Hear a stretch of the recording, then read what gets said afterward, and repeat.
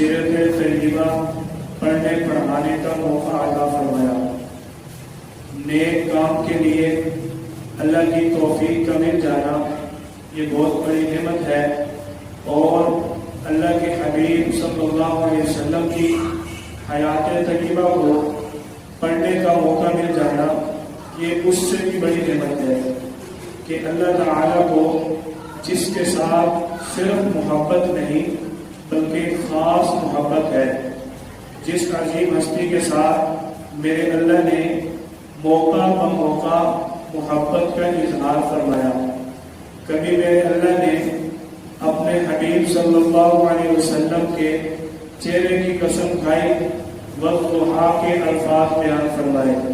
کبھی میرے اللہ نے اپنے حبیب صلی اللہ علیہ وسلم کی زلفوں کی قسم اٹھائی، واللیل اذا سجا کے الفاظ بیان فرمائے۔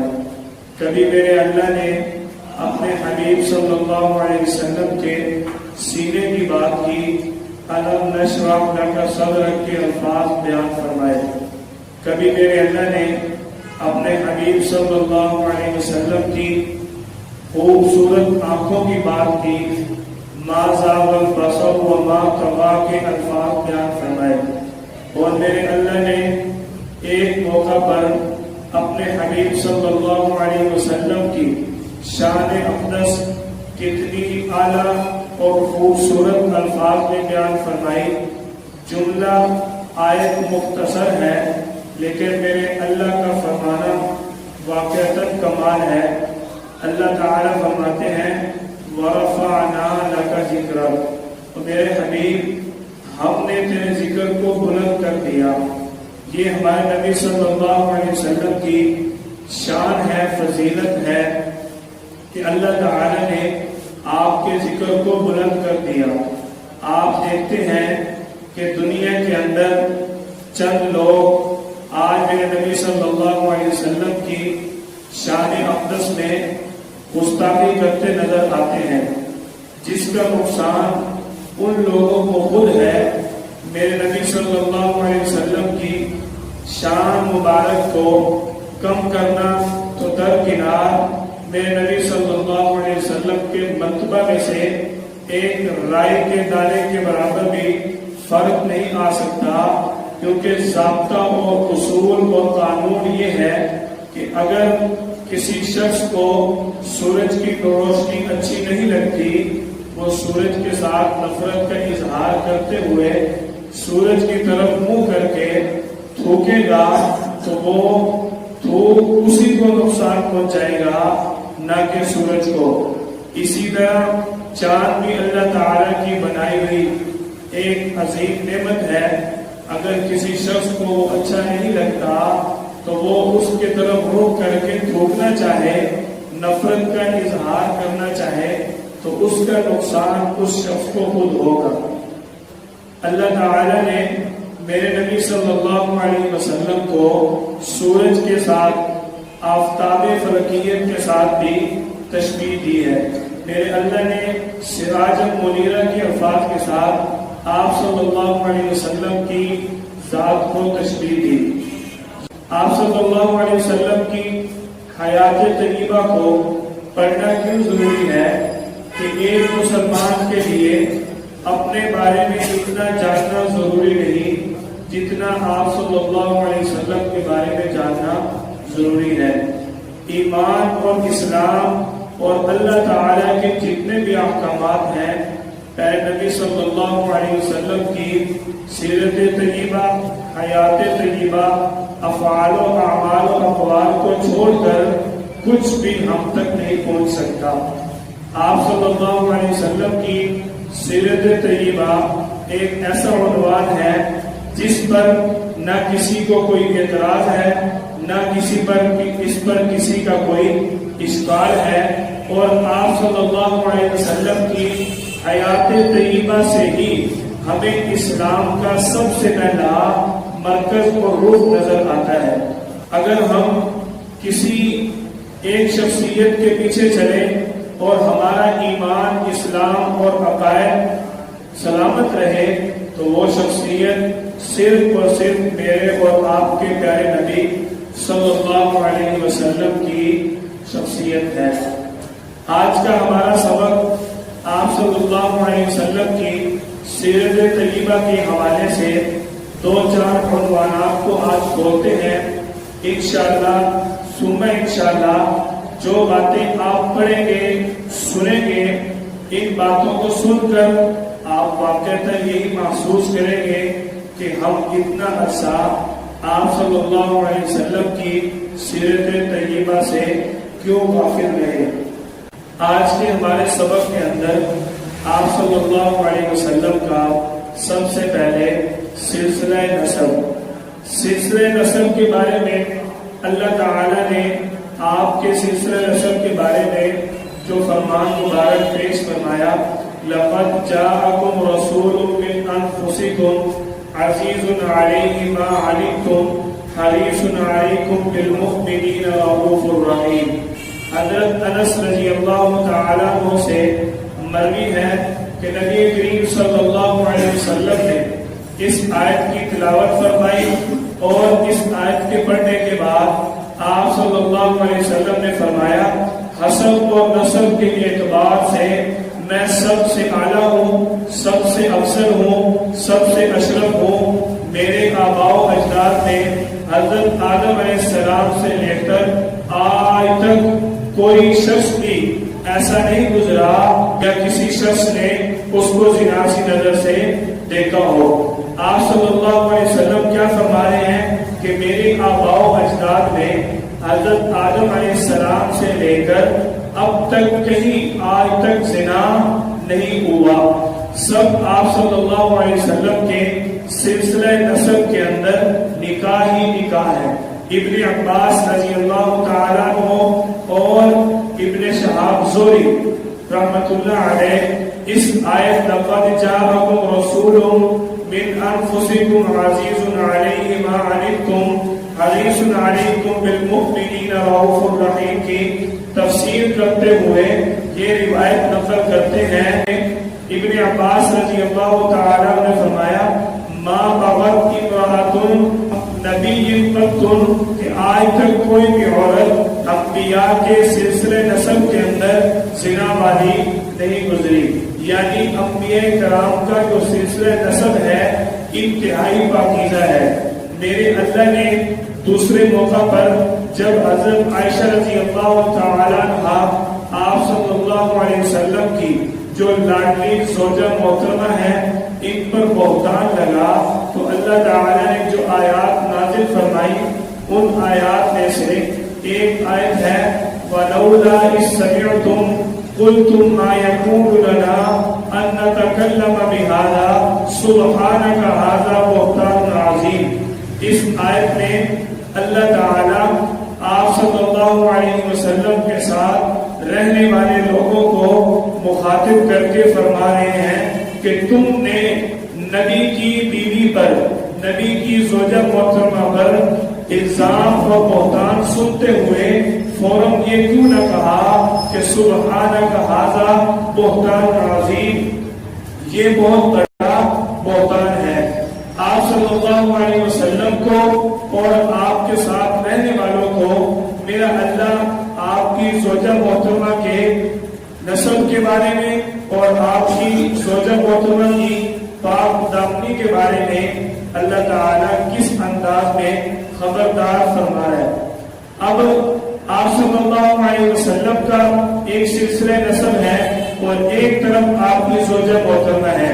دیکھیے بیوی کا مقام ماں سے اعلیٰ نہیں ہوتا، جیسے ہی ہے بیوی کا مقام ماں سے اعلیٰ نہیں ہوتا، تو جب میرا اللہ آپ صلی اللہ علیہ وسلم کی زوجہ محترمہ کی پاک دامنی کی اتنی بڑی گواہی اور دلیل دے رہا ہے تو پھر آپ یہ بھی بتائیں کہ اللہ تعالیٰ آپ صلی اللہ علیہ وسلم کی والدہ محترمہ اور آپ کے والدین کے سلسلہ نسب میں کس طرح بہتان برداشت کر سکتے ہیں۔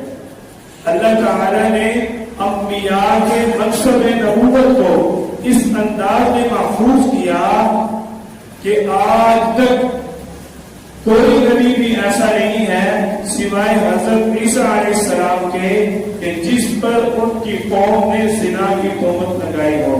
انبیاء کا سلسلہ نسب کوئی عام نہیں ہوتا، اور آپ صلی اللہ علیہ وسلم تو بھی سید الانبیاء ہیں، آپ صلی اللہ علیہ وسلم تو پھر امام الانبیاء ہیں۔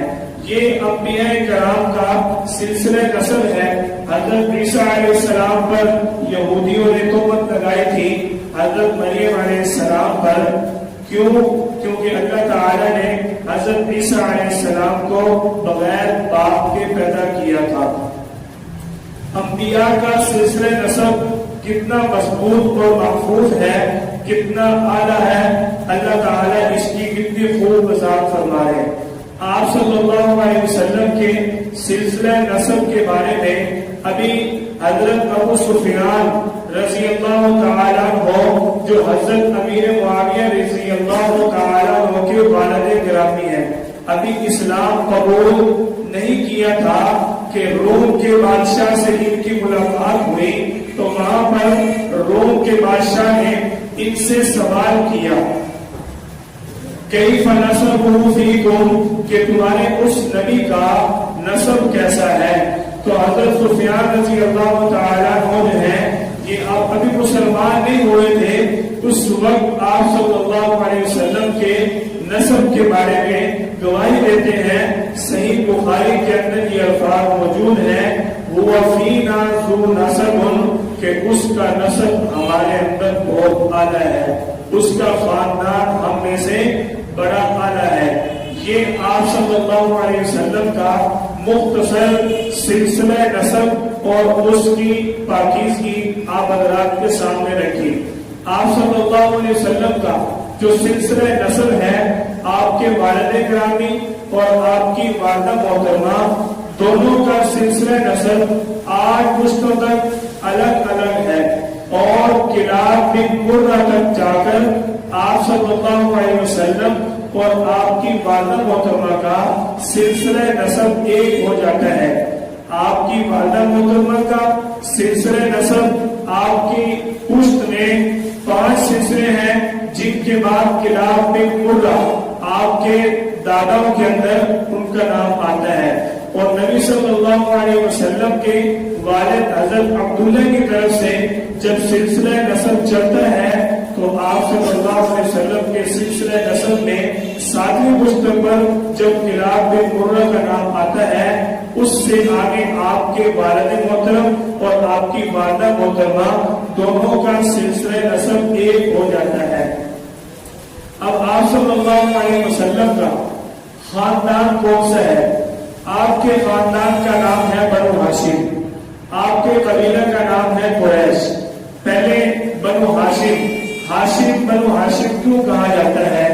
آپ صلی اللہ علیہ وسلم کے خاندان کے اندر، آپ کے سلسلہ نسب کے اندر جو بنو ہاشم نام کے آپ کے والدین کے اندر جن کا نام آتا ہے، ان کا نام اصل میں ہاشم نہیں ہے، اصل نام ان کا ہے عامر۔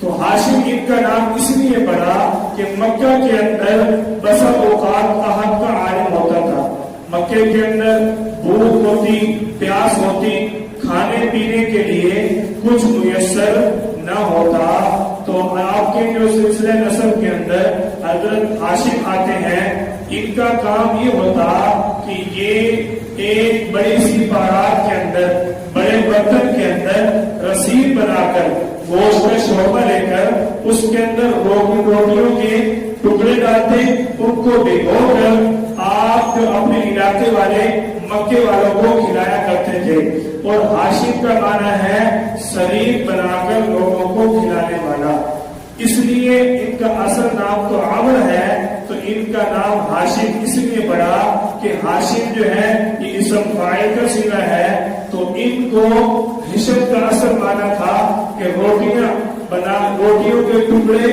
تقسیم کرنے والا۔ اب آپ صلی اللہ علیہ وسلم کے قبیلے کا نام ہے قریش۔ قریش کی وجہ تسمیہ کیا ہے؟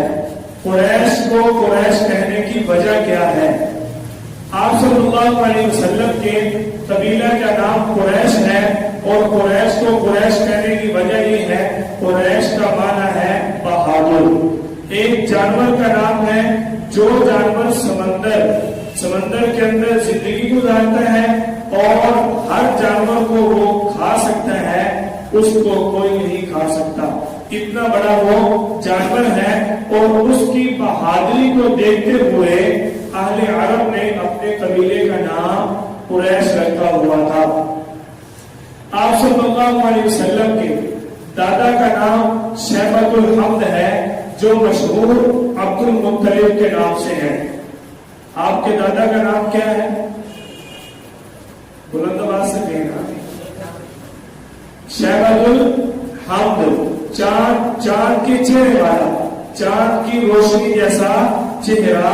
ان کو عبد المطلب کے نام سے اس لیے پکارا جاتا تھا کہ عبد المطلب، ان کا نام تو شیبۃ الحمد ہے۔ یہ ابھی چھوٹی عمر میں تھے کہ ایک مرتبہ اپنے چچا کے ساتھ سفر میں جا رہے ہیں تو لوگوں نے دیکھا کہ یہ اپنے چچا کے پیچھے بیٹھے ہوئے ہیں، انتہائی خوبصورت تھے۔ آپ صلی اللہ علیہ وسلم کے سلسلہ نسب میں تھے تو خوبصورتی تو ہونی تھی نا۔ یہ انتہائی خوبصورت تھے، کپڑے میلے کچیلے تھے۔ اب آپ اپنے چچا کے پیچھے بیٹھے ہوئے ہیں، جا رہے ہیں، تو وہاں کے علاقے میں جو مطلب تھے وہ بہت مشہور تھے۔ ان کے چچا کا نام مطلب ہے، تو بڑے مشہور تھے، سردار تھے۔ تو انہوں لوگوں نے پوچھا کہ یہ بچہ آپ کے پیچھے کون بیٹھا ہوا ہے؟ تو جو مطلب تھے آپ کے چچا، انہوں نے آج سمجھتے ہوئے، شرم محسوس کرتے ہوئے یہ نہ بتایا کہ یہ میرا بھتیجا ہے، اور یہ کہہ دیا کہ یہ میرا غلام ہے۔ جب آپ نے یہ کہا کہ یہ میرا غلام ہے تو اہل علاقہ نے فوراً کہا یہ تو عبد المطلب بن گئے۔ یہ کیا بن گئے؟ عبد المطلب، یعنی مطلب کا غلام۔ اس لیے آپ کے دادا کا نام عبد المطلب بن گیا۔ آپ صلی اللہ علیہ وسلم کے دادا کو بھی اللہ تعالی نے بڑی نعمتوں سے نوازا، جن میں ایک واقعہ یہ ہے کہ زمزم کا کنواں جو ہے وہ آپ صلی اللہ علیہ وسلم کے دادا کو اللہ تعالیٰ نے خواب کے اندر دکھایا، اس کی نشاندہی فرمائی کہ وہ کس جگہ پر ہے۔ کیوں؟ آپ صلی اللہ علیہ وسلم حضرت ابراہیم علیہ السلام کے کافی عرصہ بعد دنیا میں تشریف لائے، ایک لمبا وقت ہے، تو اس کے درمیان جو بھی معاملات ہوئے ان کی وجہ سے جو زمزم کا کنواں تھا وہ بند ہو چکا تھا، گم ہو چکا تھا۔ اب عبد المطلب جو ہے، ان کو اللہ تعالیٰ نے خواب دکھایا، خواب کے اندر ان کو اللہ تعالیٰ نے ایک کوے کے ذریعے، کہ کوہ خواب میں آتا ہے اور خواب میں آ کر ان کے گھر کی دیوار پر بیٹھا رہتا ہے، چلا جاتا ہے۔ پھر اللہ سے اگلے دن دعا مانگتے ہیں دوبارہ کہ یا اللہ زمزم کا کنواں ہمیں مل جائے۔ پھر اگلے دن وہ کنواں کوہ آتا ہے، آ کر دیوار پر بیٹھ کر چلا جاتا ہے۔ تیسرے دن پھر اللہ سے دعا مانگتے ہیں، اللہ تعالیٰ اس کوے کے ذریعے آب زمزم کا جو کنواں ہے اس کی نشاندہی فرما دیتے ہیں کہ وہ کنواں جو ہے عبد المطلب آپ کے جو دادا ہیں ان کو لے کر ساتھ چلتا ہے اور ایک جگہ پر جا کر اپنی چونچ مارتا ہے۔ اس چونچ مارنے کی جگہ سے کنویں کا انتخاب ہو جاتا ہے۔ آپ عبد المطلب، ایک بات اور سمجھ لیں، اس واقعے کے ساتھ ہی بیان کر دیتا ہوں کہ آپ صلی اللہ علیہ وسلم نے ایک موقع پر فرمایا تھا کہ میں 2 زمینوں کا بیٹا ہوں۔ کتنے زمینوں کا؟ 2 زمینوں کا بیٹا ہوں۔ اور دوسری ایک حدیث مبارکہ بھی ہے، حضرت معاویہ رضی اللہ تعالیٰ عنہ سے مروی ہے کہ آپ کے ہوتے ہوئے ایک دیہاتی آپ صلی اللہ علیہ وسلم کی مجلس میں آیا اور اس نے آپ صلی اللہ علیہ وسلم کو یا ابن الزبیحین کہہ کر پکارا۔ تو جب وہ دیہاتی چلا گیا تو حضرت معاویہ رضی اللہ تعالیٰ عنہ نے آپ صلی اللہ علیہ وسلم سے سوال کر لیا۔ تو آپ صلی اللہ علیہ وسلم نے حضرت معاویہ رضی اللہ تعالیٰ عنہ کو فرمایا کہ ایک میرے ابا حضرت عبداللہ جو ہے وہ اللہ کے راستے میں قربان ہونے والے بنے، اور ایک میرے ابا میرے نسب نامہ کے اندر آنے والے حضرت اسماعیل علیہ السلام اللہ کے نام پر قربان ہونے والے ذبیحہ بنے، اس لیے مجھے 2 ذبیحوں کا نام لے کر پکارا گیا۔ آپ صلی اللہ علیہ وسلم نے یہ فرمایا کہ میں 2 ذبیحوں کا بیٹا ہوں۔ ایک تو ذبیحہ آپ نے سنا ہوا ہے سورۃ الصافات کے اندر اور دیگر مقامات کے اندر، میرے اللہ نے آپ صلی اللہ علیہ وسلم کے سلسلہ نسب میں جو ایک مقدس مطہر شخصیت ہے حضرت اسماعیل علیہ السلام، ان کا ذبیحہ بننے کا واقعہ ذکر فرمایا ہے کہ حضرت ابراہیم علیہ السلام نے اپنے بیٹے کو ذبح کیا۔ وہ واقعہ مشہور ہے، آپ حضرات نے سنا ہوا ہے۔ ایک تو یہ واقعہ جو آپ نے سنا ہوا ہے، دوسرا آپ صلی اللہ علیہ وسلم حضرت عبداللہ کے صاحبزادے ہیں، حضرت عبداللہ کے بیٹے ہیں، اور حضرت عبداللہ بھی اللہ کے نام پر قربان ہونے والے ہیں۔ وہ واقعہ اب چلتے ہیں اپنی بات کی طرف واپس۔ حضرت عبد المطلب جو ہے جب کنواں کھودنے کے لیے جاتے ہیں تو کنواں کھودتے وقت ان کے ساتھ صرف ان کا ایک بیٹا جس کا نام حارث ہے، حارث بن عبد المطلب ان کا بیٹا ان کے ساتھ ہے، اور کنواں کھودتے ہوئے ان 2 افراد کو انتہائی مشقت کا سامنا کرنا پڑتا ہے۔ عبد المطلب اللہ سے دعا کرتے ہیں اور منت مانتے ہیں کہ اے رب کریم مجھے 10 بیٹے عطا فرما، اور 10 بیٹوں میں جو سب سے خوبصورت بیٹا ہوگا وہ میں تیرے نام پر قربان کر دوں گا۔ آپ کے دادا ہے نا عبد المطلب، بات تھوڑی توجہ سے سمجھے کہ آپ کے دادا عبد المطلب اللہ کے سامنے یہ نظر مان رہے ہیں، منت مان رہے ہیں کہ مجھے 10 بیٹے عطا فرما، ان بیٹوں میں جو سب سے خوبصورت جوان بیٹا ہوگا میں اس کو آپ کے نام پر ذبح کر دوں گا۔ عبد المطلب کی اس نظر کو، اس منت کو، اس خواہش کو